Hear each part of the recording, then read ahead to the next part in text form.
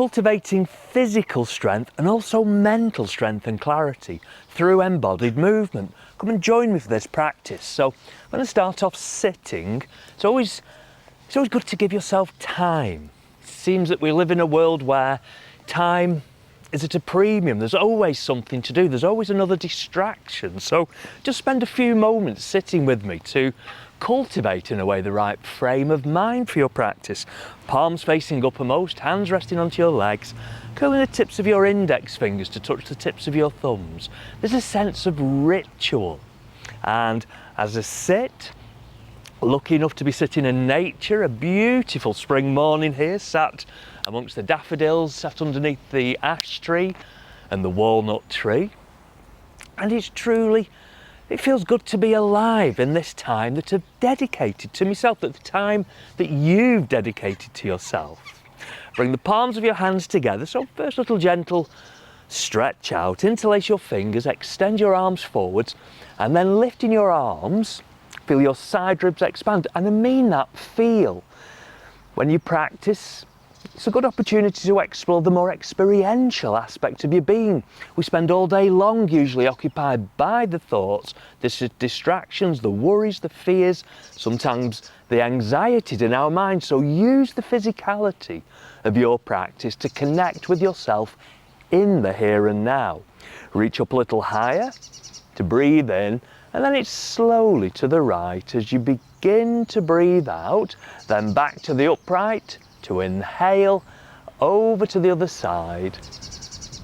On the exhalation, reaching high, breathing in, and then again a sensory experience, trailing your fingers through the air, float your arms down as you release your arms, releasing your legs, move into an all fours. So physical strength, you need to move from a firm foundation. So I hear that little bird, it's a little blue tit just above the camera there. Such a delight. This time of year, the leaves are just coming out on the trees, the birds are singing.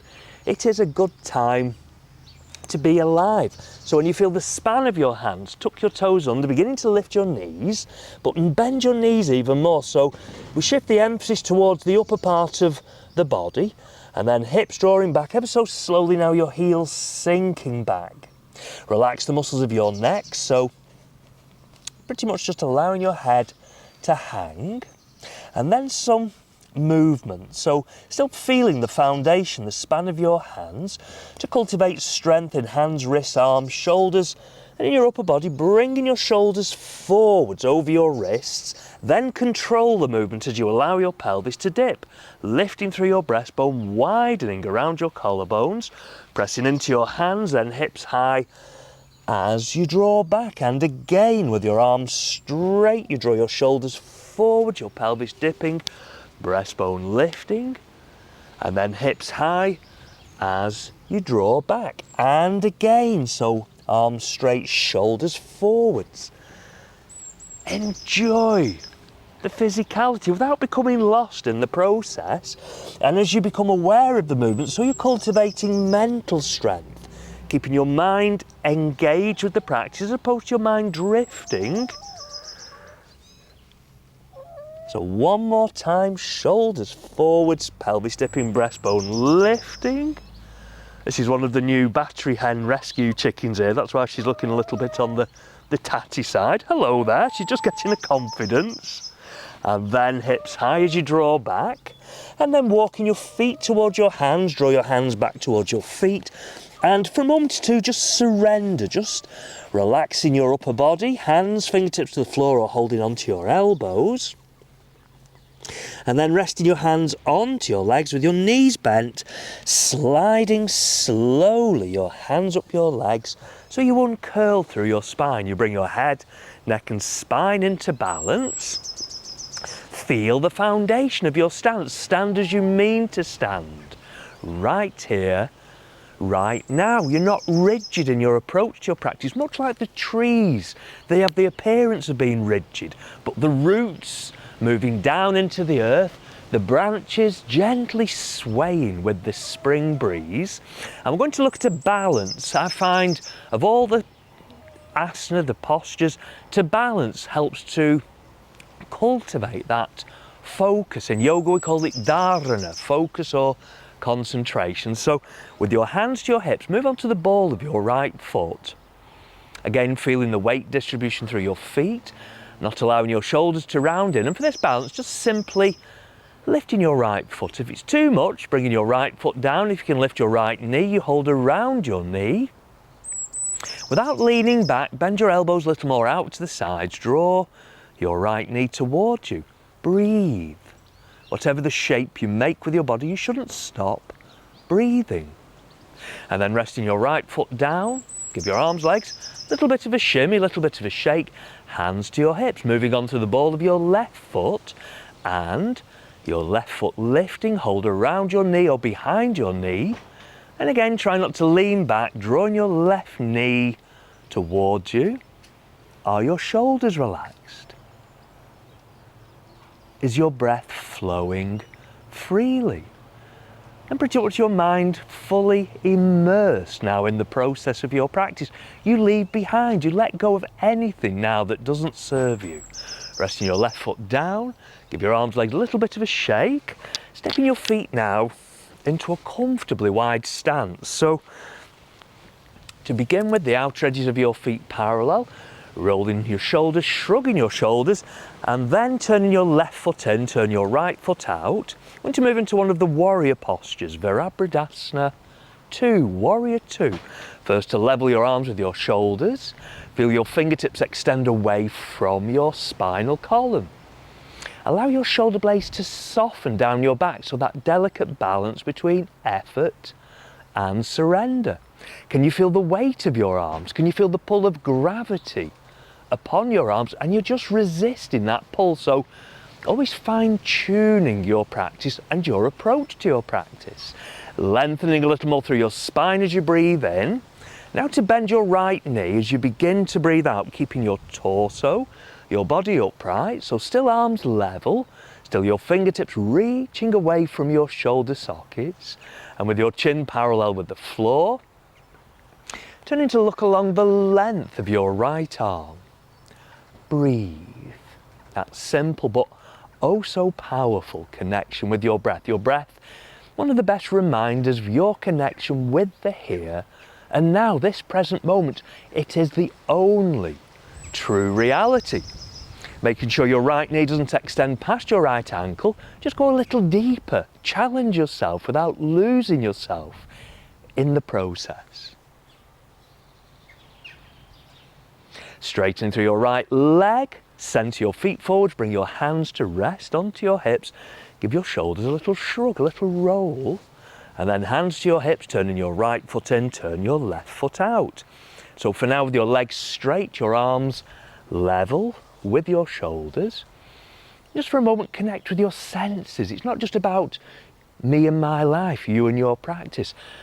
Find the connection with the world, with the unfolding of the universe around you. Listen to the sounds that you hear, notice what you see. Even if you're in a familiar place, there's always something new to look at from a different perspective. So with your fingertips reaching away from your spinal column, softening your shoulders down, keeping your torso, your body upright. Now to bend your left knee. And as you bend your left knee again, just making sure your left knee doesn't extend past your left ankle. Are your arms level? Can you feel that you're just resisting the pull of gravity? So you don't need to hold your arms rigidly straight. You just feel the muscles of your upper arms gently gripping the bones of your upper arms, turning to look along the length of your left arm, your chin parallel with the floor. And again, these last few breaths, just sink a little deeper, left knee bending, your torso, your body upright. In your mind's eye, your right arm still level with your left arm. Breathe.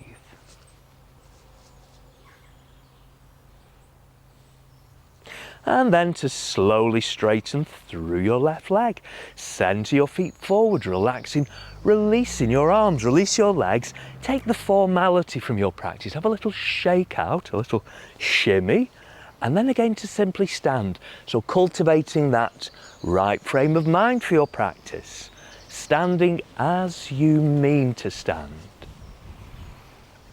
Breathe. Then with your hands resting together, this is a gentle reminder, the positioning of your hands. You're not just the thoughts in your head, with your hands in front of your heart space, it's the reminder that we're always that feeling. We're always that experience within our heart space. So stepping your feet out again to a comfortably wide stance, hands to your hips, turning your left foot in, turn your right foot out, step your left foot a little over to the left, so still your hips aligning towards now the top end of the mat. So whenever I raise my arms, if I can, I always try first to bend my elbows. It's a lot more shoulder friendly, and I don't know, it feels right just to find that spiral, to bring the palms of your hands to face towards each other. I like the variation where you keep your hands, arms to shoulder width apart. It doesn't feel as claustrophobic. Reach up a little higher as you breathe in, slowly bending your right knee, and as your right knee bends, pivoting more on the ball of your back foot. To encourage your arms that little bit higher, so you feel your arms are active, if you're to squeeze the air between your hands, but then soften your shoulder blades down, so maybe your upper arms become level now with your ears, either still looking forwards or gently lifting your gaze. Look towards your hands. For me, looking to I just see the flowers on the ash tree just beginning to open. It's such a magical time. It's like Mother Nature is just waking up, and we're letting go of the dark winter months and opening into this joyous time, springtime. Now as you straighten through your right leg, rest your hands to your hips, turn your feet around, turn your right foot in, turn your left foot out. So that adjustment, your right foot a little over to the right. And again, first try bending your elbows. How does that feel? Extend through your arms, palms facing towards each other, reach up towards the ceiling, bending your left knee, still your hips aligning forwards, and either stay looking forwards or, again, that subtle adjustment, lifting your gaze. Feel now the warmth of the sun upon the surface of my skin. It is an utter delight. Breathe.